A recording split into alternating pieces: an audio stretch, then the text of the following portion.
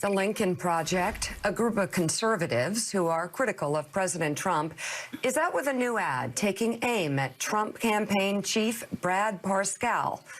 Take a look. Meet Brad Parscale. From dead broke to the man Trump can't win without. Brad is getting rich. How rich? Really rich. But don't tell Donald. He'd wonder how Brad can afford so much. A $2.4 million waterfront house in Fort Lauderdale.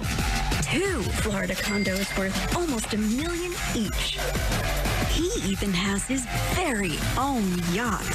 A gorgeous Ferrari. A sleek Range Rover. Brad brags about using private jets. Oh my, Brad's a star. And why not? Brad's worth every dollar. Just ask him.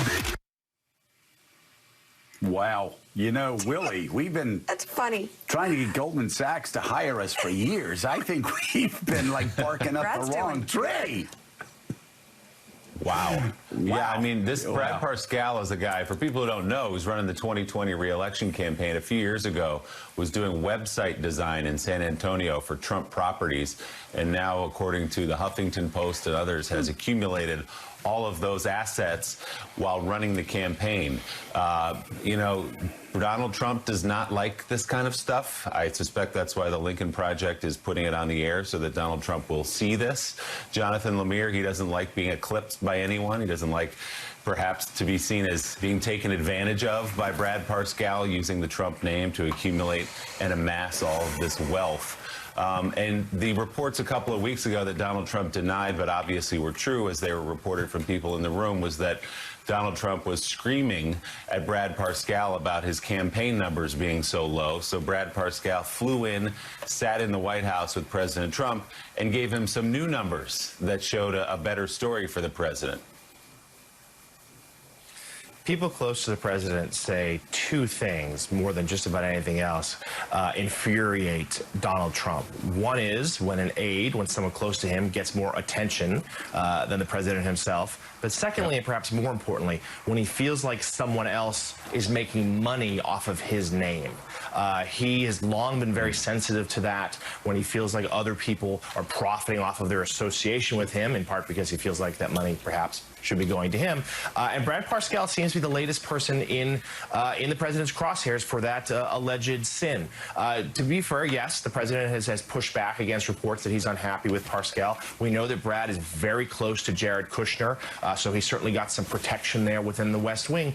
But the reports are true. We wrote on this as well. The president that snapped at Parscale a few weeks ago during that presentation when Parscale and other senior advisors for the first time acknowledged to the president, hey, you're losing this race right now. That was the same meeting where they tried to talk him out of having those daily task force briefings. The president threatened to sue Parscale in that meeting. And while that may or may not have been serious, what is certainly true is this, that he has complained to people, the president has complained to people close to him, that Parscale for 2 years now was bragging to him that he was assembling this Death Star-like campaign, raising a lot of money, that's true, creating a big digital operation, that's true as well, but was sort of an invincible force right now, that there was no way he could lose, and that the Democrats, with Joe Biden, would be outgunned. And that, of course, has not turned out that way. The pandemic's not Brad Parscale's fault, but the president has been seething that his team wasn't ready for this, that they weren't ready for the unknown. They weren't ready to adapt on the fly in case things got bad. And he's certainly agitating to get back out there to have more rallies, which he so desperately misses. But he's having a hard time right now. He's having a hard time, portraying himself, as this outsider, while trying to suggest that Joe Biden was the consummate Washington insider, when right now, during this pandemic, government experience, managerial experience is exactly what you need. We'll see how he reacts to this campaign ad about Brad Parscale, but it certainly pushes all the buttons. Yeah, Donald Trump is running the country. Donald Trump is running America's response to this pandemic. A response that most Americans think, if you look at every poll, is a failed response. And this whole idea that he can run against himself is, again, it's just, it makes no sense. It's not going to help with voters because, he's running against the very Trump White House guidelines that he put out. He talks about taking a drug that the Trump administration warned Americans not to take unless they were in the hospital. He talks about injecting disinfectants into Americans' bodies. The next day, the Trump administration had to warn people against doing that.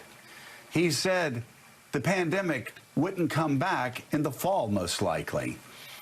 His own administration had to warn Americans that it was going to come back in the fall in some form. And so he can't run against himself. I mean, he can try, but this outsider thing doesn't work. He's on the inside, and until he figures that out and figures out how to build upon the 42% that he has, which he just hasn't figured out how to do over the past 3.5 years. That's why every election since 2017, his inauguration, has seemed to be a disaster for Donald Trump. He's in bad shape. But Adrian Elrod, listen, okay, I understand the commercial, and I'm sure Donald Trump is going to be upset about that. Poor Brad. What can poor Brad do with a president that has responded this badly? It's not Brad's fault that Donald Trump said it was only one person coming in from China and it would go away. It's not Brad's fault that, you know, his own administration was saying in late January 500,000 people could die. The same time Joe Biden was saying we aren't ready for this pandemic. Donald Trump is not ready for this pandemic. And Donald Trump a month later is still saying that, you know, it's 14, 15 people coming in soon. We go away. He can't help that. It seems to me, though, the much bigger problem as far as spending goes is not what Brad has put in his pocket. It's the hundreds of millions of dollars that they have spent on digital ads and other advertising and other campaign infrastructure. And the more money they spend, the worse they get in the polls, the worse the poll numbers are. That seems to me to be a real reason to panic. It's like a disaster for any campaign manager to have to deal with. The fact that you're spending millions and millions of dollars to try to persuade independent and moderate voters to go your way, that you're trying to persuade your base to stick with you, and then it's faltering. That's nothing that you ever wish on a campaign manager. I mean, obviously I'm working on a totally different side than Brad Parscale. I mean, a couple of things, Joe. First of all, I think anytime a campaign manager is making a lot of money off of a campaign, that's never a good sign. That shows where that person's priorities are. You know, I will say that, again, to mention Robbie Mook, he was really cheap. None of us made any money on Hillary Clinton's campaign, but that was a good thing because our priorities were in the right place. We were focused on being on the campaign for the right reasons. So there's that.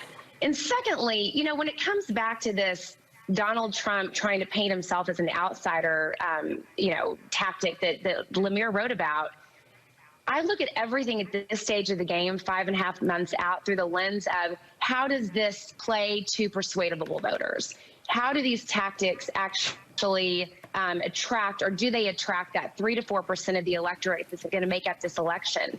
And it doesn't work because Donald Trump is a creature of Washington. He's been in Washington for a while. He's used the system, the levers of government, to pad his own pockets. He's been corrupted every step of the way.